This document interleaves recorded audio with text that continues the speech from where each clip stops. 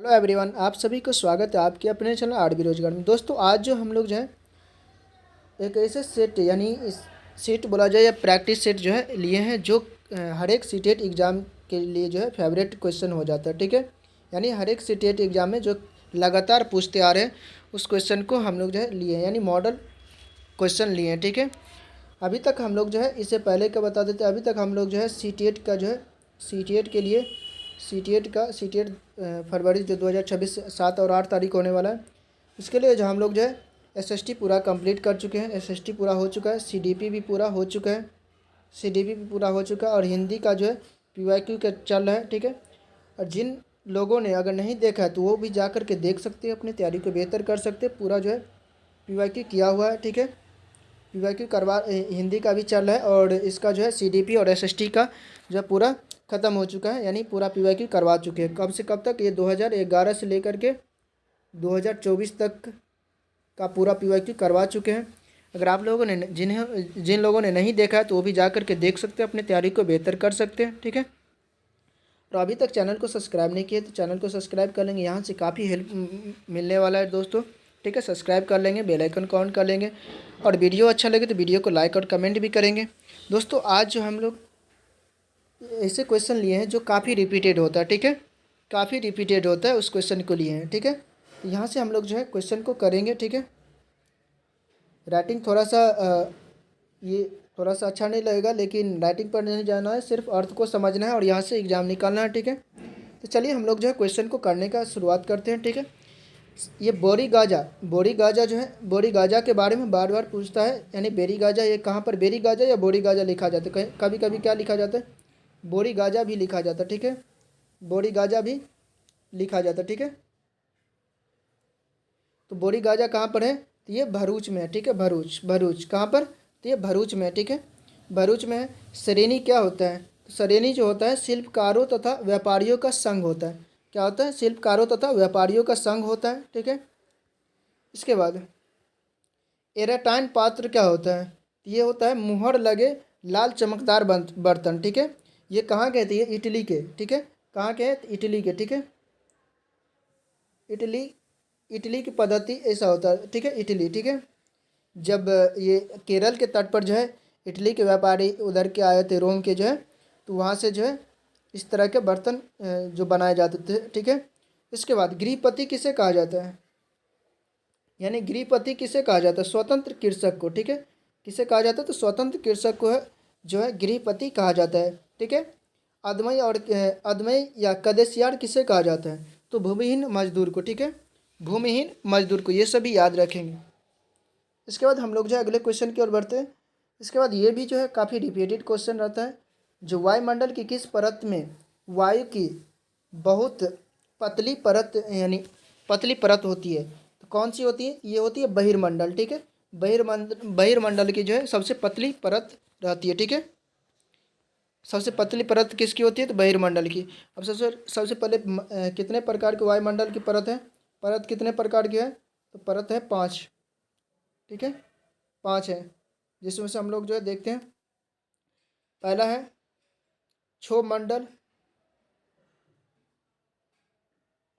क्षोभ मंडल। ठीक है, इसके बाद दूसरा क्या है? समताप है। तीसरा कौन सा है? मध्य मंडल है। और चौथा कौन सा है?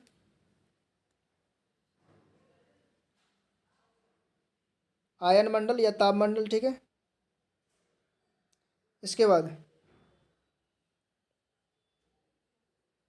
या वायुमंडल भी इसे कहा जाता है। और पांचवा में कौन सा है? ये बहिर्मंडल। ठीक है, सबसे ऊपर का क्या होता है? बहिर्मंडल। ठीक है, बहिर्मंडल। ठीक है,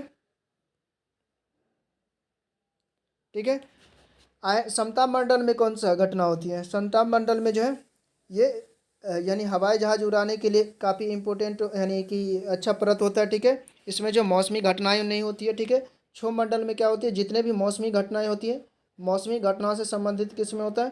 तो क्षोभ मंडल में होता है। ठीक है, मौसमी घटना किस में होती है? तो क्षोभ मंडल में होता है। ठीक है, क्षोभ मंडल में क्या होता है? मौसमी घटनाएं। और ये हवाई जहाज़ के लिए कौन सा उपयुक्त होता है?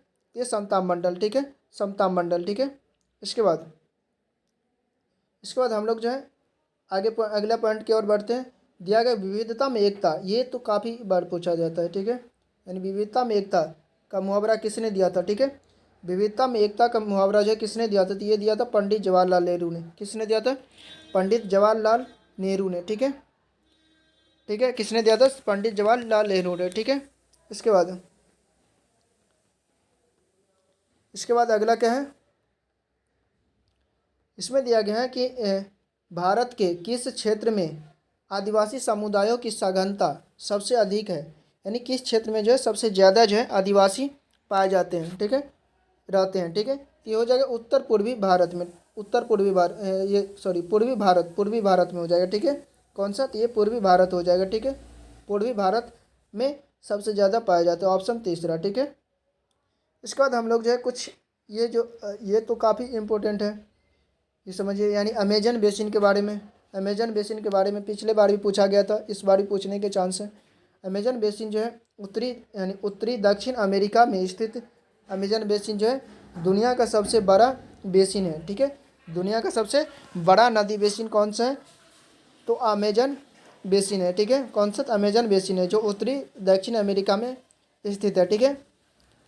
फिर अगला पॉइंट ये भी याद रखेंगे कि अमेजन बेसिन की जलवायु पूरे वर्ष गर्म और आर्द्र रहती है, ठीक है। कैसे रहता है? गर्म भी रहती है और आर्द्र भी रहती है, ठीक है, ठीक है। यहाँ लोग जो है कर्तन और दहन कृषि करते हैं, ठीक है। यानी काटना जलाना, काट करके जला जो देते हैं, उस तरह का कृषि करते हैं और उसके राख को जो मतलब फैला देता है, उसके बाद कृषि करते हैं, खेती करते हैं, उस तरह का कृषि होता है, ठीक है। कर्तन एवं दहन कृषि यहाँ पर किया जाता है, ठीक है। किस तरह की कृषि, ये भी पूछा जाएगा कि अमेजन बेसिन में जो है किस तरह की कृषि किया जाएगा? तो कर्तन एवं दहन कृषि की, ठीक है, कर्तन एवं दहन कृषि, ठीक है, दहन कृषि, ठीक है। इसके बाद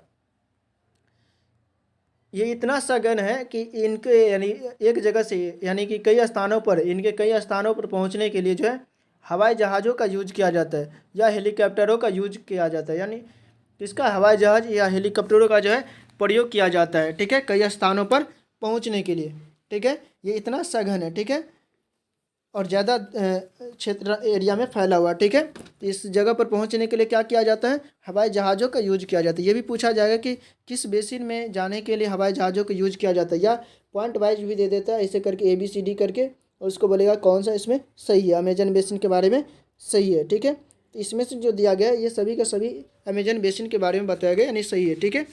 इसके बाद इसमें जो है मुख्य फसल कौन सा, यानी मुख्य भोजन कहाँ, यहाँ का जो है मुख्य भोजन यानी मुख्य फसल कौन सा उगाया जाता है? यहाँ पर जो कसावा उगाया जाता है, क्या, कौन सा? यहाँ का भोजन कौन सा है? यानी कसावा उगाया जाता है, जो आलू की तरह ज़मीन के नीचे होती है, ठीक है।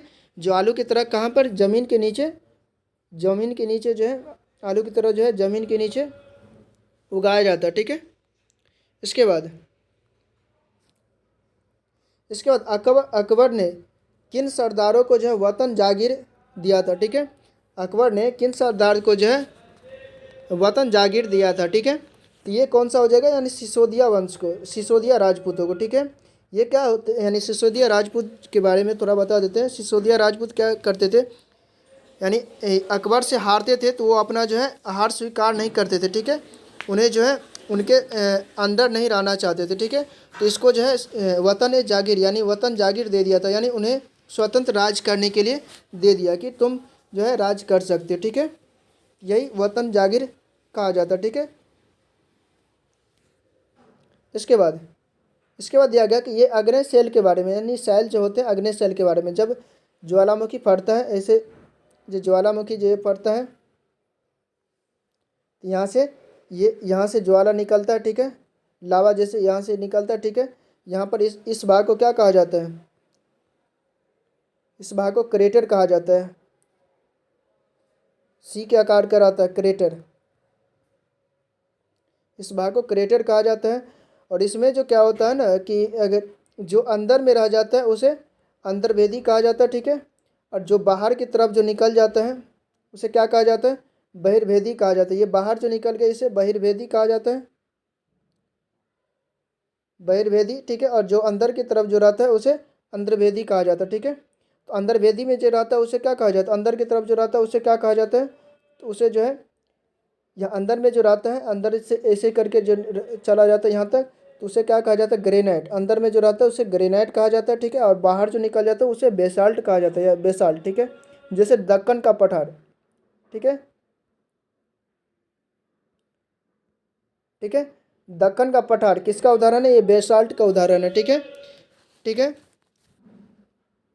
तो ये अग्नि यहाँ से जो निकलता है, निकलने के बाद जो लावा यानी अग्नि चट्टान जो क्या होता है, पिघला हुआ मैग्मा जो निकलता है ऐसे करके बाहर जो निकलता है, ये पिघला हुआ मैग्मा जो निकलता है बाहर की तरफ, ठीक है।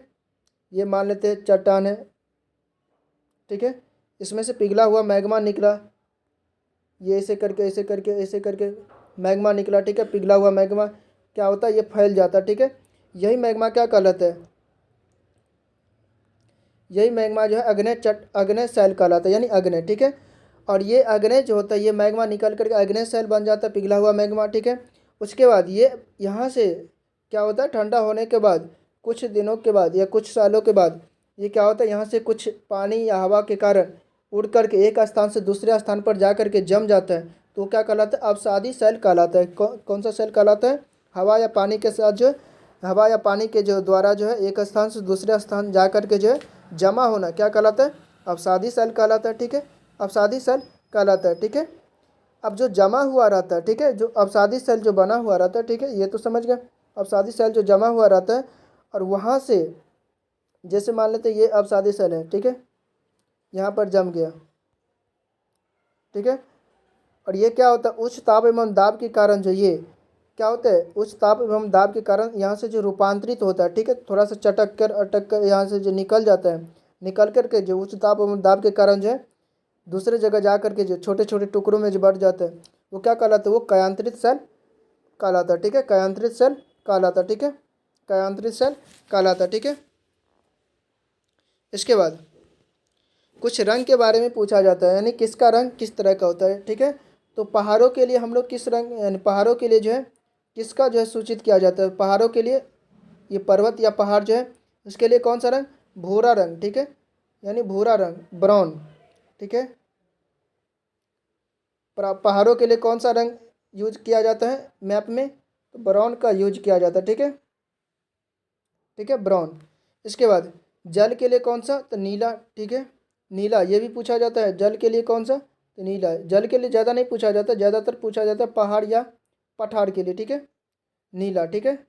इसके बाद पीला किसके लिए, येलो किसके लिए,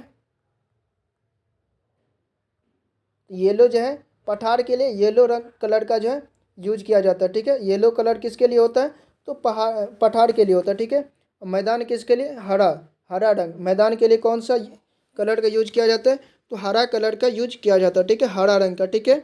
मैदान का रंग कैसा रहता है, हरा, क्योंकि मैदान में क्या रहता है, फसल उगाया जाता है, फसल कैसा रहता है, हरा रहता है, ठीक है।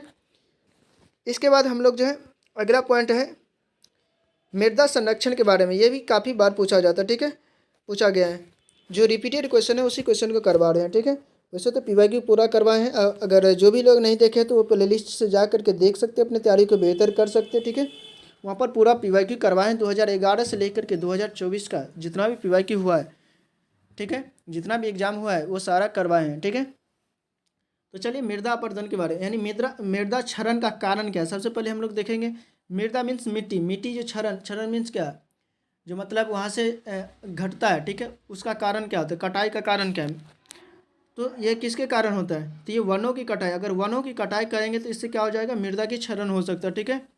अत्यधिक चराई, यानी पशुओं का जो ज़्यादा चरने से क्या होता है, ऊपर का घास हट जाएगा, हट जाने के बाद जो है ज़मीन दिखने लगता है, उससे क्या होता है, वायु या जल के कारण जो है बाढ़ या पानी जो आता है बारिश के पानी या हवा के कारण जो है मृदा एक स्थान से दूसरे स्थान तक उड़कर या हवा के द्वारा बहकर चला जाता है, ठीक है, पानी के द्वारा, ठीक है। अत्यधिक यानी रासायनिक उर्वरकों या कीटनाशकों का अत्यधिक उपयोग करके, यानी प्रयोग करके, ठीक है। इसका भी ज़्यादा अगर यूज करेंगे, कीटनाशकों या रासायनिक खादों का यूज ज़्यादा करेंगे, उससे क्या हो जाएगा, मृदा क्षरण का कारण बन सकता है, ठीक है। जल का बहाव के कारण भी होता है, जल के बहाव के कारण भी क्या होता है ना कि वहाँ पर का मिट्टी जो है बह जाता है, ठीक है। भूसंकलन और बाढ़ भी होती है, भूसंकलन और बाढ़ के कारण भी है जो है मृदा क्षरण का कारण बनता है, ठीक है। अब इसको जो है संरक्षण का उपाय क्या है, ठीक है, संरक्षण का कुछ उपाय देखते हैं।